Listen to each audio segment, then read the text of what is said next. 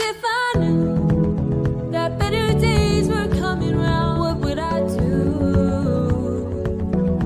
Have my feet lift off the ground, keep pushing through, and don't be scared if you fall down. Ooh.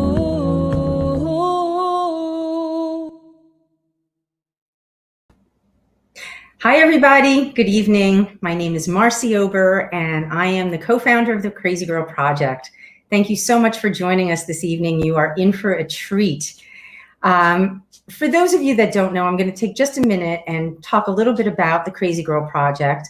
When my now 19-year-old daughter was 13, she started having some significant problems with her mental health. And even though I'm a long-time practicing family therapist with great resources, it was still a nightmare, and trying to figure out the best way to get her what she needs and get our family what we need was difficult. And I can't imagine going through this without the knowledge and the resources that I have. So when Courtney came out the other side, we decided to start a nonprofit foundation. And the mission and the goal of the KrazyGirl Project is to bust mental health stigma with humor and connection, because we're all a little crazy, and to provide some practical strategies for wellness that we can all access and utilize for our own betterment, because it's what you do with your crazy that counts. So that's our tagline. We're all a little crazy. It's what we do with our crazy that counts. And we've rebranded the concept of crazy with a letter K to promote this goal and to kind of take that back and move from crazy to crazy empowered. So that's the goal of the project. One of the ways that we are trying to help with this is our speaker series, and you get a front row seat with some of today's most interesting wellness experts and people that have walked their own mental health journey and have evolved themselves to a very interesting and wonderful life. And you'll get to hear a little bit about that this evening. Just to let you know, we're having an after party, and you will get to meet and greet with our guests. If you are a member of our group, you can go over to the top of the page, and there is a link to the Zoom after party. And if you're not a member of our group, you still have time to join the KrazyGirl Survival Group. Fig Alley, our amazing moderator, will let you in and provide you access. So I am so pleased this evening to introduce our evening's guest, Heather Maloney.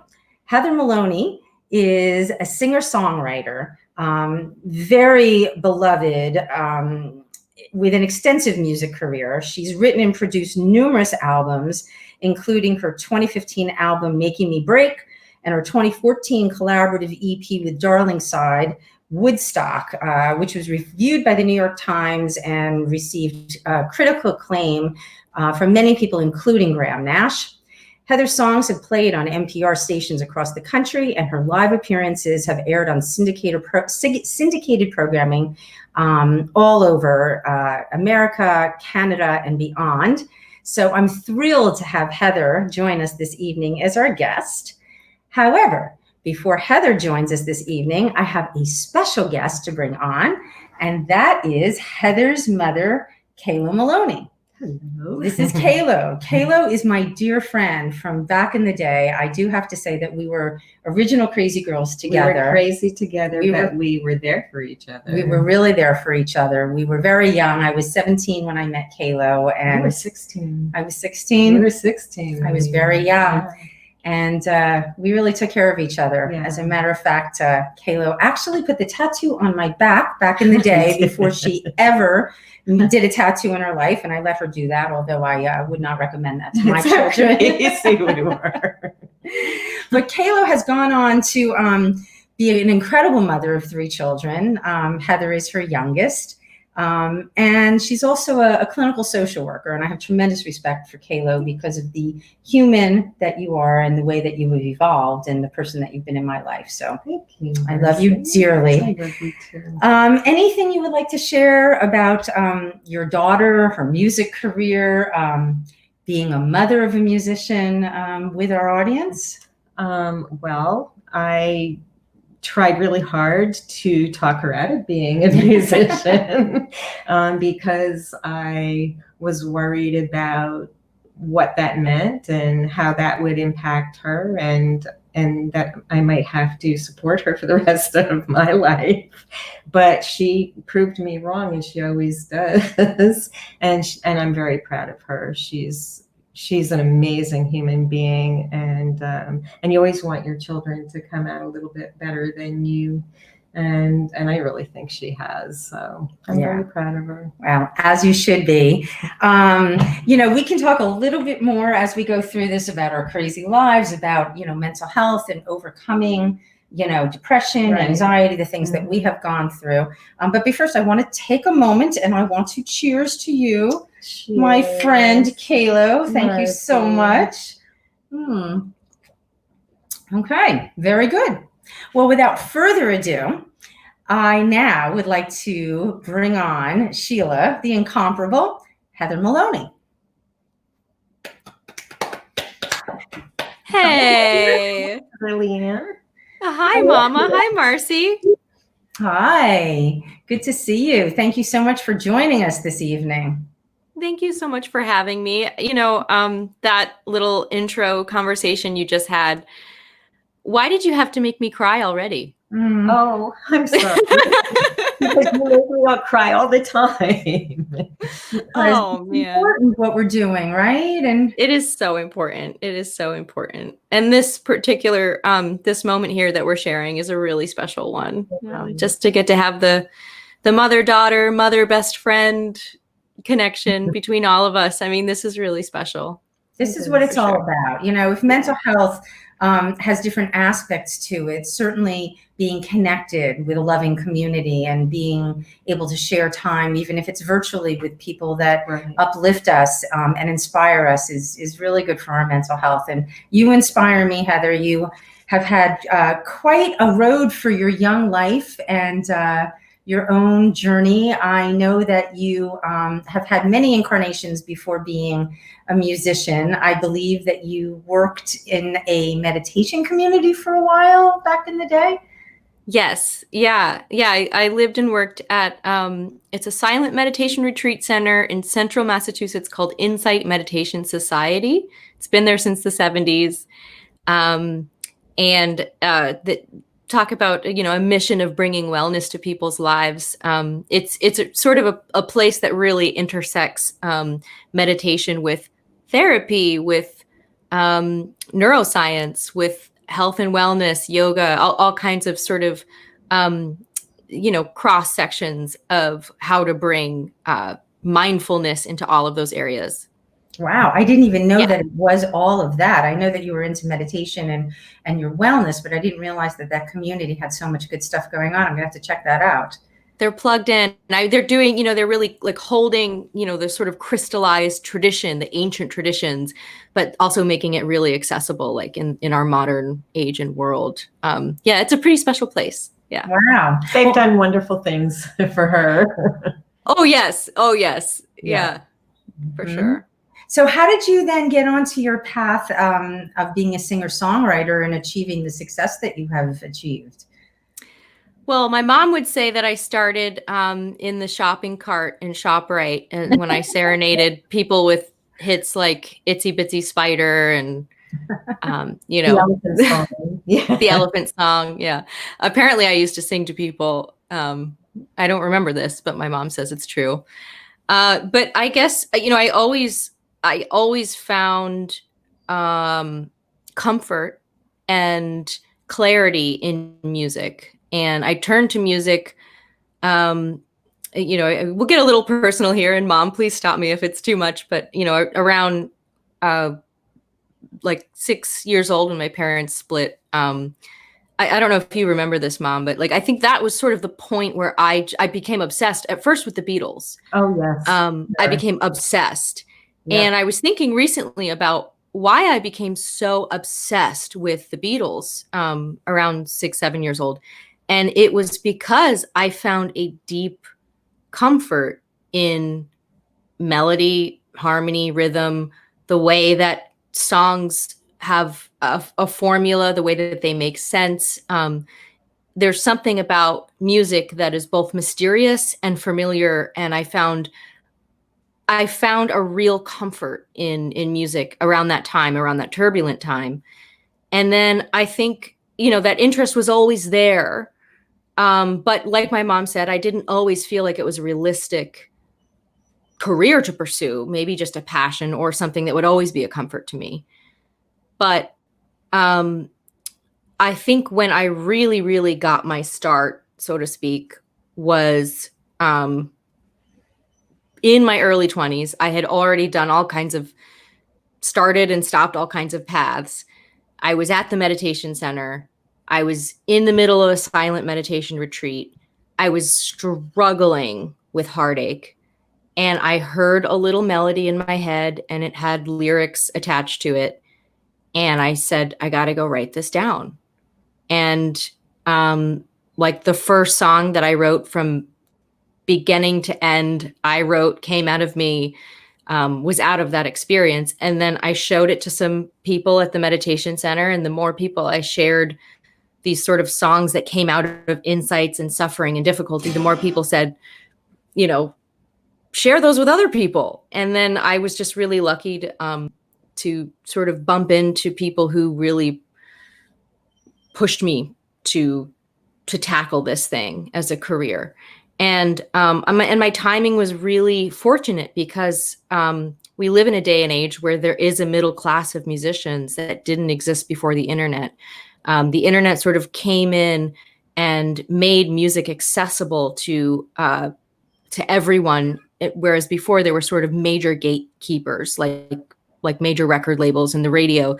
If they didn't play you or if they didn't produce your records, then nobody was going to hear of you. But I started right at that moment when the internet was becoming this amazing broadcasting tool. We're on it, we're here, you're using it now in this moment, right? As this tool to connect. And I just feel like I was really fortunate to start this whole thing at this time.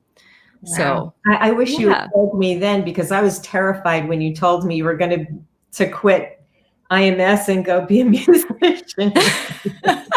Amazing. But you supported her, and I did. I was always so impressed because Huey Cox, a very special man to me, he put me in my place, and he told me, you better support her because she's really talented. So I give a lot of credit to Huey. And I give a lot of credit to you, because I remember in those early days, I remember thinking, what are you doing? And I was a little silently judgy. I'm sorry, I'm going to say it, because I think I'm such like you go to college and you do this and you do that, but you've always been so supportive of the arts. And I will say one more thing. You did grow up on your mother's knee. I watched it with her playing guitar, Joni Mitchell. All of these influences were baked into your DNA, Heather, because I watched it happen. So I would like to do a toast to you, Heather. Toast to you. To all crazy girls everywhere. Thank you so much for joining us and sharing your gift. So I'm going to start with a song that I absolutely love. And I will introduce it, and then we're going to watch a little bit about the video that you made to the song. It's called "Let Me Stay," and let's take a moment, Sheila. If you want to bring this up, we'll watch the video, and then we'll come back and talk about it. Okay? One second, I got it. Thank you so much. All right, let's see what's happening with that. Share the screen. Yep. Then play, and then That's okay, because we're flexible. Me too. Me too. Sure. My brother's old room used to be mine, and all of our posters have changed over. It's muted. Is it on? Now all of our idols are on the tip of our tongues, and we can't recall what's his name over eggnog and rum. And my brother's old room used to be mine. Now my mother's old paintings can finally shine and fill all the spaces where celebrities posed. I woke up this morning in a room that I know. Ooh, my brother's old room used to be mine. He painted it blue when I left it behind. Now my mother's old Alvarez leans against light in the brand new guest room where I slept last night. And let me stay a little longer. Let me rest. Let me belong here. I am a guest in every room I've ever known.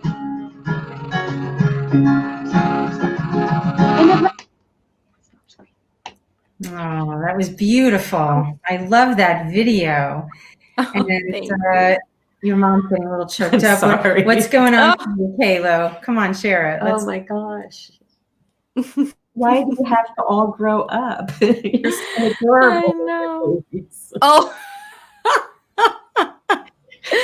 That's actual footage, by the way, if the audience has not picked that up, of Heather's life, Kaylo's life growing up in that home. As an artist. As an Before artist. I was a social worker. Yes, yes. So, Heather, any thoughts before, if you'd be so kind, sharing that song with us live? Anything when you watch that, you know, what comes up for you? Well, first of all, it's the song itself is about, I wrote it the morning after the first night I spent in my brother's old room, in the house that I probably spent, you know, most of my childhood in. And so, you know, when all the kids leave the house, the room becomes a guest room. That universal thing that happens, and that universal feeling the first time you come back to that room and you stay as a guest in the room that, you know, holds your childhood. And I didn't know that first night I spent as a guest in the new guest room would be the last night I would spend in that house. And, you know, it brings up this feeling of, you know, sort of the relentless march of time, and the inevitability of impermanence, and how precious these moments are, whether they're the fuzzy ones on VHS or the ones that we're having right now.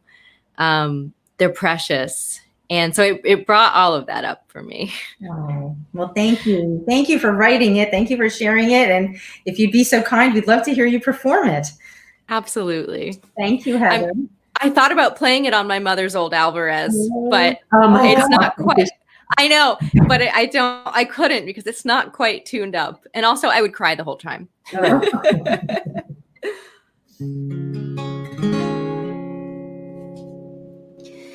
My brother's old room used to be mine, and all of our posters have changed over time. Now all of our idols are on the tip of our tongues, and we can't recall what's his name over eggnog and rum. And my brother's old room used to be mine. Now my mother's old paintings can finally shine and fill all the spaces where celebrities posed. I woke up this morning in a room that I know. Ooh, my brother's old room used to be mine. He painted it blue when I left it behind. Now my mother's old Alvarez leans up against white in the brand new guest room where I slept last night. And let me stay a little longer, let me rest, let me belong here. I am a guest in every room I've ever known. And if my brother's old ceiling gets just enough sun, the shapes of our made-up constellations glow in a pattern that I knew by heart. I woke up in the morning and picked up her guitar, and on my mother's old Alvarez from 76, that's right, I wrote down this song as a bargaining chip to capture a moment from merciless time, to stay in a room that I know for a while. And let me stay a little longer, let me let me belong here. I am a guest in every room I've ever known. My brother's old room this morning is mine, and someday a stranger will wake to this light, and this illumination is a passage of right, and the lineage of visitors grows a little in size. 4 walls and a window opposite the door.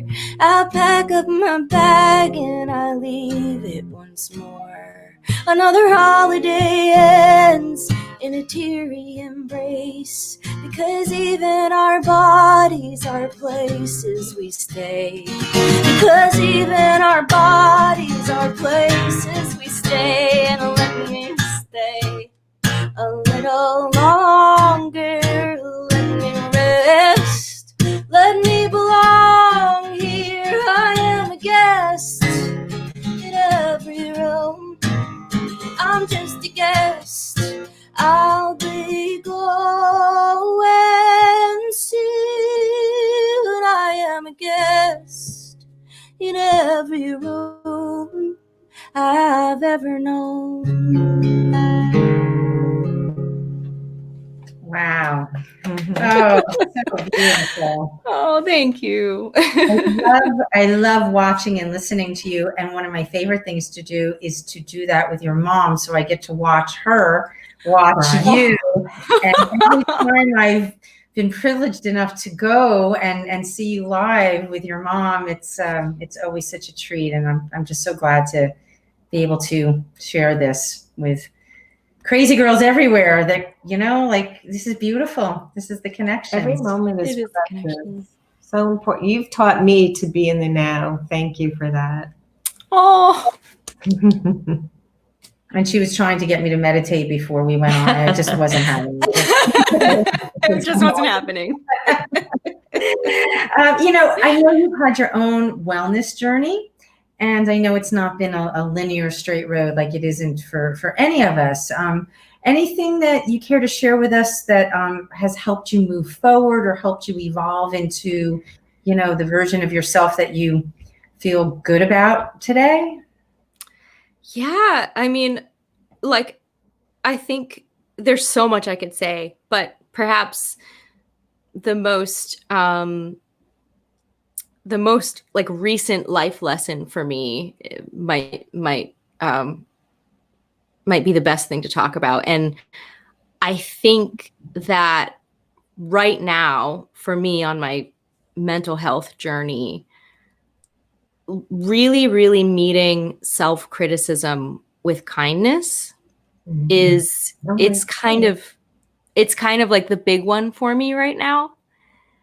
We were just talking about this. Were you? Yeah. Yeah, it's really up for me. And I think that in a lot of ways, like to build a career in the music industry, especially as a woman, especially as a young woman who's new at something, there's a lot of opportunity for you to kind of bring insecurities. And there are a lot of situations where those insecurities are met with people who want to tell you who to be, how to be, what's right, what's wrong, are you good, are you not? And I think in the very beginning, I met that with such an eagerness to learn and such a willingness to be what they thought I was, naive or wrong or whatever, you know. And I kind of, every time I met a sound technician who like said, you're using the wrong microphone, or every time I worked with a musician who, you know, said, you're not playing that correctly, you know, or hold the chord this way, I would say, oh, yeah, okay, I'm sorry, you're right. Like, I'll do better. And I think in a large way that I sort of soaked up information and I learned a lot. But over the 10 years that I've been doing this professionally, I think I developed like a softer, more sturdy confidence. One that's not like cocky per se, because I've met a lot of cocky, but one that like feels really kind of quiet and deeply rooted in myself and my experiences. And I think that the way that self-criticism plays into that is that like when I do fumble, when I do make a mistake, when I don't use the right pedal, like guitar pedal or whatever it is, I feel excited to learn something new, but I don't think, oh, I didn't know that because I'm not good enough and I need to get better. So that's been a major shift for me. I also, at this point in my career, when someone tells me how to use a guitar pedal that I've been using for 10 years, because they assume that I don't know how to use it because I'm a female person, I also don't feel sorry going, yeah, buddy, I know how to do it. You can leave me alone now. So, I mean, yeah, there's sort of like, I think it's just sort of like, when do I need to be gentle? When do I need to be fierce? You know, and with myself, the answer more often than not is I need to be gentle. So, Wow, I love that. yeah. Oh, well, if you don't mind, I'm going to pivot a little, and I know that maybe I was going to have the song that I'm going to ask you to play maybe come afterwards, but I just think this is such a perfect lead into Enigma, if you would be so kind, because this is exactly what this speaks to. So maybe you could be willing to share a little bit about what the song means, and then perhaps share that with us, because you, Heather, are an enigma, and I think so many of us are. And when we allow ourselves to accept ourselves as we are, and we don't strive for this perfection that we want to package and put out for other people, there's so many different sides of us that can emerge, and that's where the beauty lies. That's the sweet spot, right? Yes, so much yes. So Enigma, let's hear about it. Tell us about the song, if you would. Oh, I love it, Marci. And I just have to say, your project is so meaningful to me, and I think so necessary for young women who are, you know, walking through this world looking for validation, looking for sources of you know, just information and validation, like what you're experiencing and like everything that you're going through, like, is totally okay. And there's nothing too crazy or weird or outrageous or dark. Like, we can hold all of it. Like, this container is big enough to hold all of it. And like, you're creating a container, you're creating a space where people can feel safe to explore all of those parts of themselves. So that's what the song is about. This song is at first it came out of experiences in the music industry that I kind of bumped into over and over again, where, you know, I'd play a show and a male colleague of mine would get a higher guarantee for the same show, and they'd have the same, you know, fan base in that market. And I'd find out a couple of months later or something, and I'd have this opportunity where I could go into like self-criticism. Oh, well, you know, they probably just got that because they were better at negotiating or whatever it is, instead of, oh, there's an inequity here, and I can actually call this out, and I'm completely empowered to like say no the next time they ask me to play this show or whatever it is. Like, and so the song at first came out of like those kinds of experiences. But then as I was writing the song, it became about the ways that I've internalized those like judgments or like sort of sticky points. And it really became a mission for me to like, I'm responsible for this square footage right here.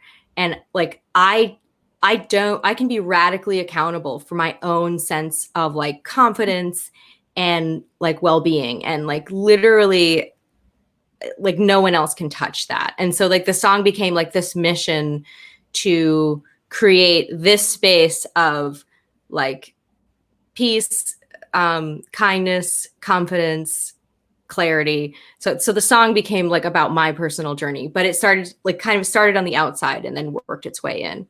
Oh, thank you. Can't wait to Yeah, hear it. yeah. Thank you, Heather. All right. Here we go. No, not like that. No, I love every bit of it. Thank you. You know, we all love to go on rants. This is No, you know what? When you said, I'm responsible for this square footage. That's perfect. That needs to be a tagline. That's going on a few stuff. I am responsible for this square footage. Amen. Yes. And I do also have to credit your mother for. Do we have to cheers to that? Yeah, I think we do. And I also want to credit your mom because she is like one of the original advocates that would stand up and say, excuse me, because I'm a female person, that's not okay. She was always like this. And we could tell stories, but you go ahead. Please go ahead. Oh, and believe me, I like every moment that I kind of take stock of being in a male-dominated industry, like every kind of difficult moment like that I've had, I trace it back to my mom's influence because I watched her fight tooth and nail for things that she shouldn't have had to. Marci, I'll never have hair like this. Okay. Oh. I love you so much. Oh my gosh. Look at this beautiful friendship. Love. Yes. Okay. I mean, the two of you, it's ridiculous. All right, let me just retune this really quickly. Okay. Sounds good. All right, here we go.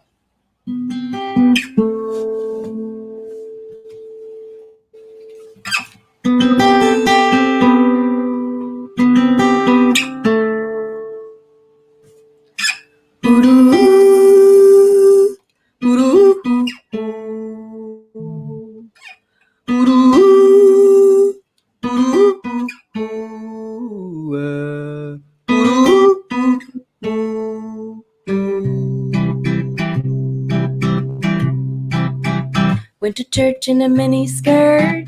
They said you better cover up, but you were wearing more than Jesus on the cross up above. You tell them I'm a Madonna, I'm a Madonna and a whore. And don't you make me into lust and pride, don't you make me into more. You went to temple just to meditate, you heard that it could free your mind. They said your body's gonna desecrate the purity of our shrine. But tell me, can a little cleavage into the freedom of the soul, when you are aiming just to be with whatever is that you behold? And I am not a lady you can tame, I am not a girl that you can shame, I am not a woman you can name, I'm an enigma. Wait to buy yourself a Fender, you put the ukulele down. They always seem to use your gender when they're describing how you sound. Sometimes you put a pretty show on, sometimes you turn it up a lot. One day you sing a little folk song, one day you wanna fucking rock. And I am not a damsel in distress, I'm not the wicked witch of the west, I am not a holy high priestess, I'm an enigma.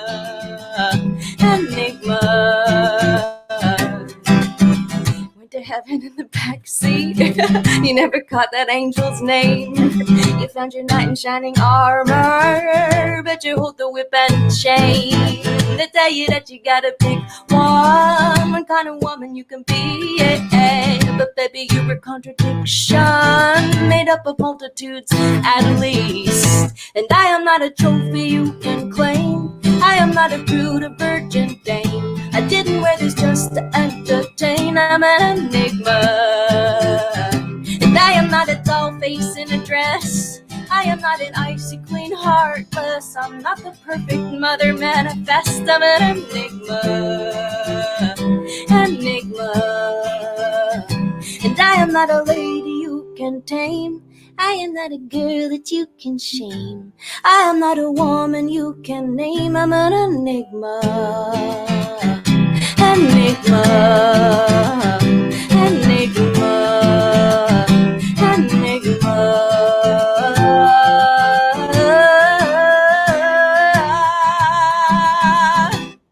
Oh, brava.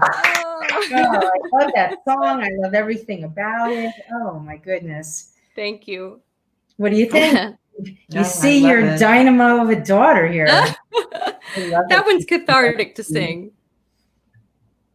What's that? Repeat that. Oh, that one's cathartic to sing always. Oh, I love that. I love that. Beautiful.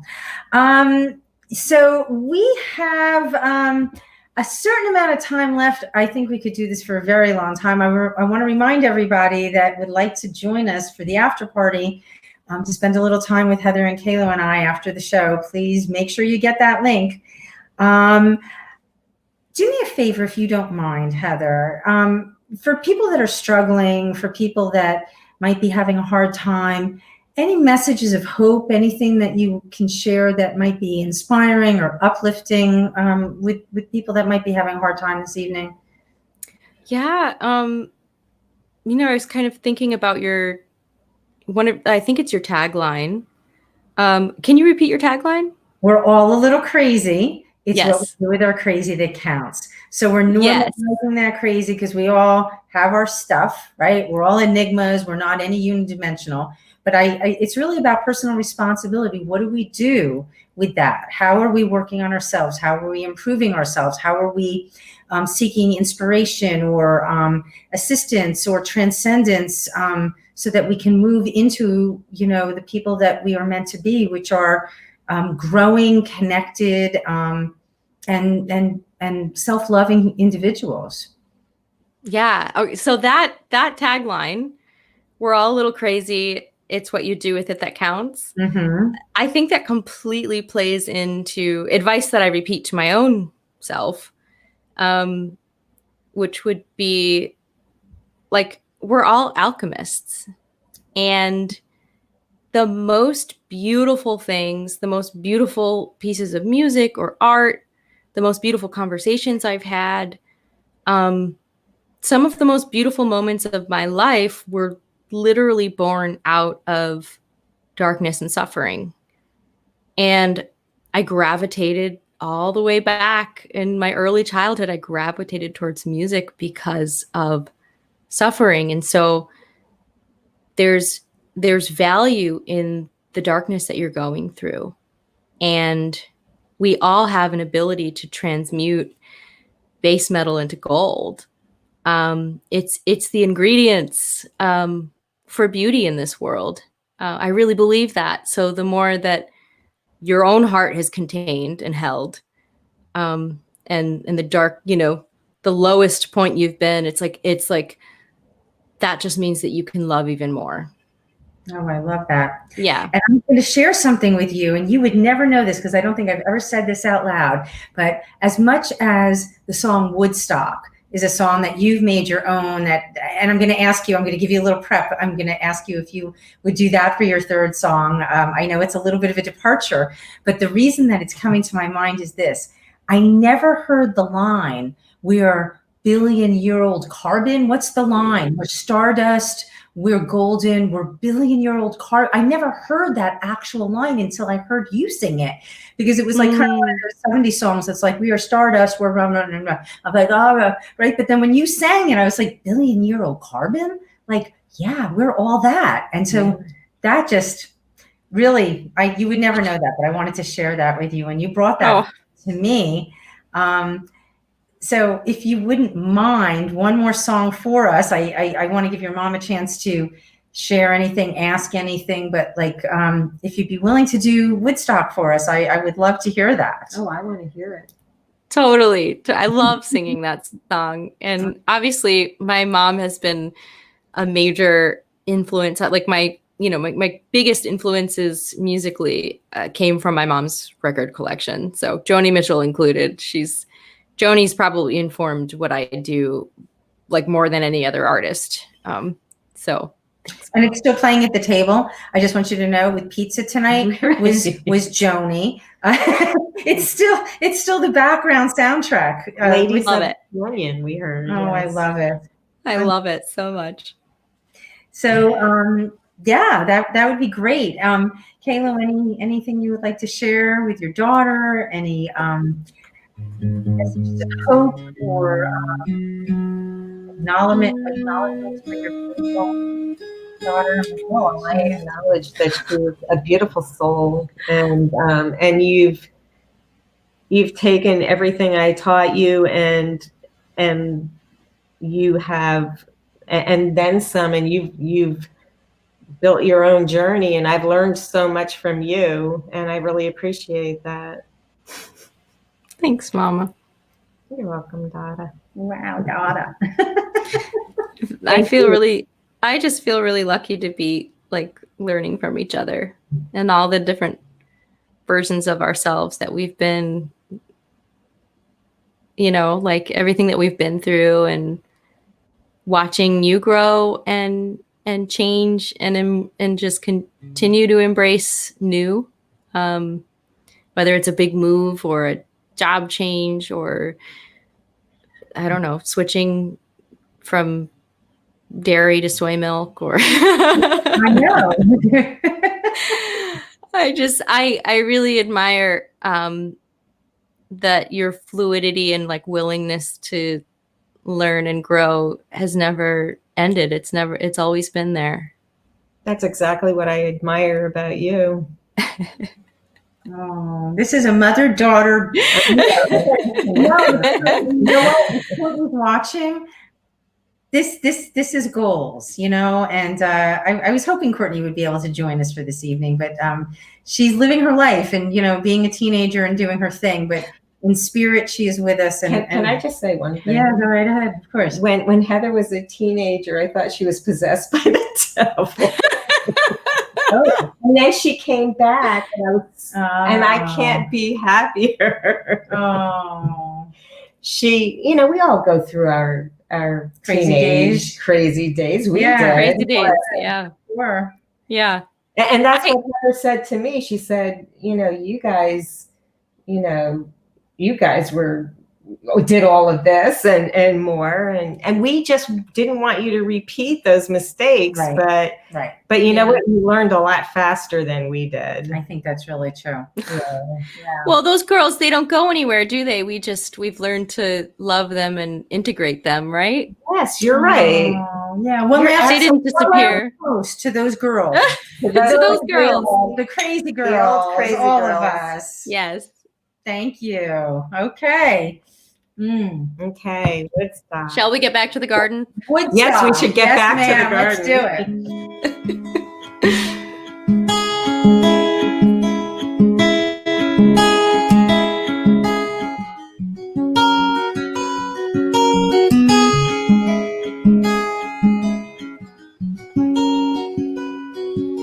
Well, I came upon a child of God. He was walking along the road, and I asked him, I said, where you going? And this he told me. He said, I'm going on down to Yasgur's farm. I'm gonna join in a rock and roll band. I'm gonna camp out on the land. I'm gonna try and get my soul free. We are stardust. We are golden, and we've got to get ourselves back to the garden.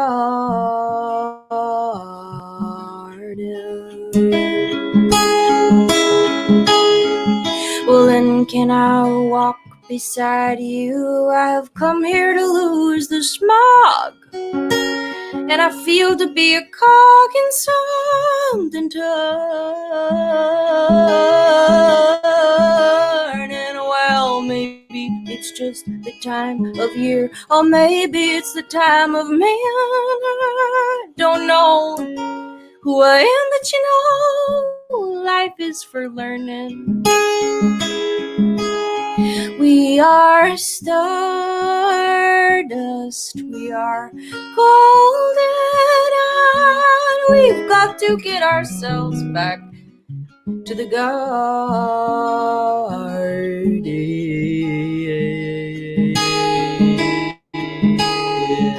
By the time we got to Woodstock, we were 500,000 strong, and everywhere where there was a song and a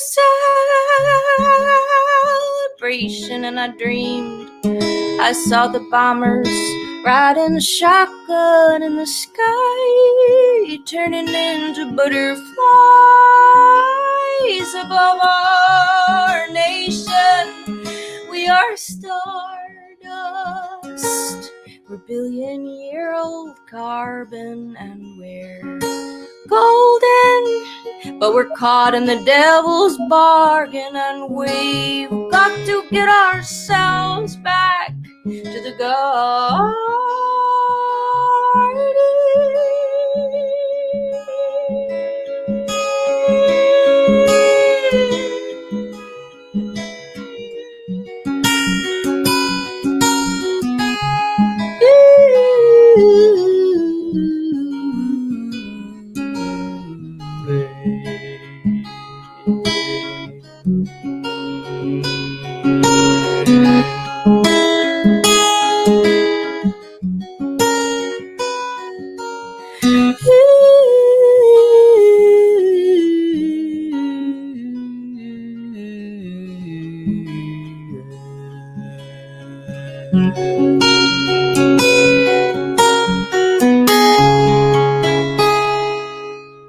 Wow. Oh, chills. Chills. Oh, you are so generous. You've given so much to us. We all got a front row seat to enjoy and experience your talent and your magnificent, warm spirit. And what a storyteller and what a human being. And I'm so grateful to you, Heather, for sharing. And I'm so grateful to my lifelong dear friend who has really helped make me who I am. So gratitude to you, girls. And likewise. Yeah. And Marci, thank you for just conducting this moment. You know, this is the special memory that we're going to hold, that you spearheaded. So thank you for like creating this moment for us. Thank you for all of the young women and just the people that you're helping and normalizing pain and difficulty for, talking about it, normalizing talking about it. You're an amazing angel person. So thank you. Thank you so much. Oh, okay. It's true. We will say, okay, yeah, I don't take a compliment real well, but then I see that. Thank you so much. So we will see you backstage at the after party. Thank you so much, Heather Maloney. Thank you for having me. Thanks for having me. Thank you. And so I then am going to take a moment here. I'm going to just thank everybody who makes this series possible. I do want to start just by sharing a little bit about upcoming speakers. We only have a few left. Our speaker series is more than halfway through. Next week, July 8th, we have Lisa Luton, who is a nutrition expert and podcaster. July 15th, we have the amazing Dr. Laura Berman, which is blowing my mind. And we have one last person joining us on July 22nd. Dr. Drama is the psychologist for many of our Broadway people, and will be sharing with us about how things have changed for Broadway since COVID. So can't wait to get to talk to these amazing people coming up. I definitely want to thank Heather Maloney for being here this evening. What a treat for all of us. Thank you to Courtney. Oh, before we go, I want to just take a moment. Heather Maloney, please find her at heathermaloney.com. She's the real deal, as you can tell. And so follow her. And thank you to all the other people that help us make this series happen. First of all, to Courtney for her inspiring journey that has made this Crazy Girl project happen. Sheila and Dina from Saya Productions that produced this series for us. I couldn't do it without you guys. Thank you very much. Fig Alley, who is our group moderator and my right-hand person, and I love you, Fig. Monica makes the amazing graphics and makes us look good. And all of you are crazy girls that make our beautiful group happen and our community happen. I love you all. See you at the after party. See you next week. Mwah. Goodbye, everybody.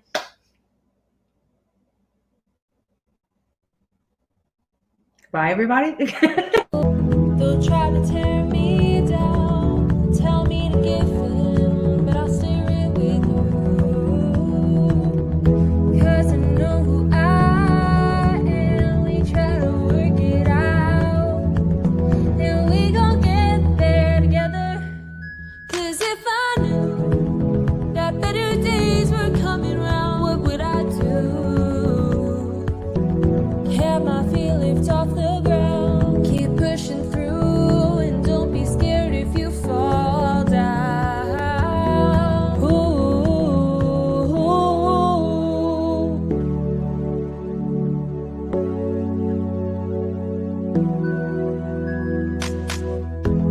They'll try to tear me down, tell me to give in, but I'll stay right with you. 'Cause I know who I am. We try to work it out, and we gon' get there together.